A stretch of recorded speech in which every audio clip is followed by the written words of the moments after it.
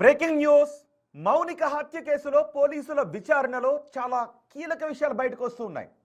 మౌనికను హత్య చేసిన నేవీ ఉద్యోగి రవీంద్రతో పాటు ఇంట్లో అతని స్నేహితుడు కూడా ఉన్నట్టుగా అనుమానాలు వ్యక్తమవుతున్నాయి.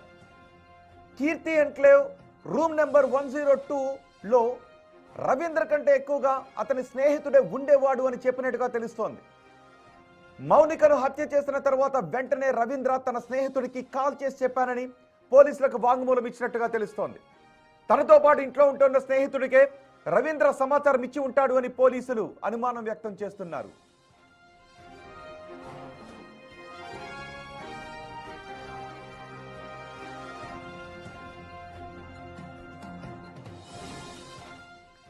మరోవైపు మౌనికను హత్య చేసిన సమయంలో ఇంట్లో రవీంద్ర ఒక్కడే ఉన్నాడా, అతని స్నేహితుడు కూడా ఉన్నాడా అనే అనుమానాలు వ్యక్తమవుతున్నాయి.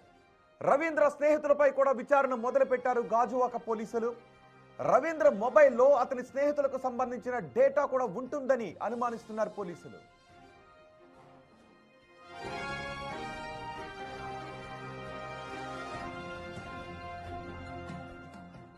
విశాఖలో సంచలనం సృష్టించిన మౌనిక హత్య కేసులో పోలీసుల విచారణలో సంచలన విషయాలు బయటకు వస్తున్నాయి.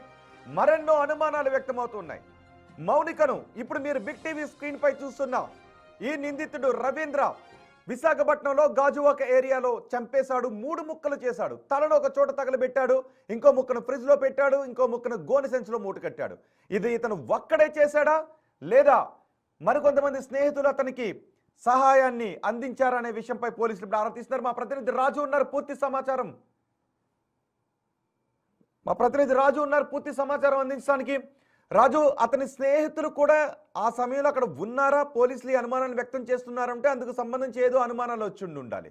ఏంటి ఈ కేసులో అప్డేట్స్ ఏంటి?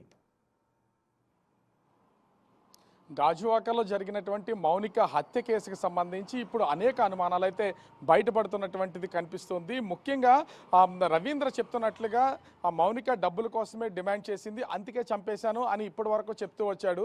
చంపిన తర్వాత తను లొంగిపోవడానికి తన స్నేహితుడికి కాల్ చేశానని, తన స్నేహితుడి ద్వారానే నేను పోలీసులకు లొంగిపోయాను, కుటుంబ సభ్యులకు చెప్పి ఆ స్నేహితుడు ఇచ్చిన సలహాతోనే నేను ఈ కేసును పోలీసులకి లొంగిపోయి మొత్తం వివరాలన్నీ తెలియజేశానని చెప్తున్నారు. కానీ ఇది నిజం కాదనేది ఇప్పుడు పలు అనుమానాలకైతే తావిస్తున్నటువంటి పరిస్థితి అయితే కనిపిస్తుంది. ముఖ్యంగా చూస్తే రవీంద్ర మౌనికను హత్య చేసినటువంటి అదే అంటే కీర్తి ఎన్క్లేవ్ ఫ్లాట్ నెంబర్ 102లో రవీందర్తో పాటుగా, ఎందుకంటే గత 6 నెలల నుంచి రవీంద్ర భార్య ఇంట్లో లేదు, తను అంటే కాన్పు కోసము తన పుట్టింటికి వెళ్ళింది. అప్పటి నుంచి రవీంద్ర ఒక్కడే ఉంటున్నారు. అయితే రవీందర్తో పాటుగా అతని స్నేహితుడు కూడా 102 ఫ్లాట్లోనే ఉంటున్నాడనేది ఇప్పుడు పలు అనుమానాలకైతే తావిస్తున్నటువంటి పరిస్థితి. ఫ్లాట్లో ఉన్నటువంటి అంటే అపార్ట్మెంట్లో ఉన్నటువంటి వాసులతో పాటుగా చుట్టుపక్కల వాళ్ళు కూడా రవీంద్ర కంటే రవీంద్ర స్నేహితుడిని మేము ఎక్కువ సార్లు చూసామని చెప్తున్నటువంటి దాన్ని బట్టి చూస్తే ఇక్కడ ఎన్నో అనుమానాలకి తావిస్తున్నటువంటి పరిస్థితి కనిపిస్తుంది.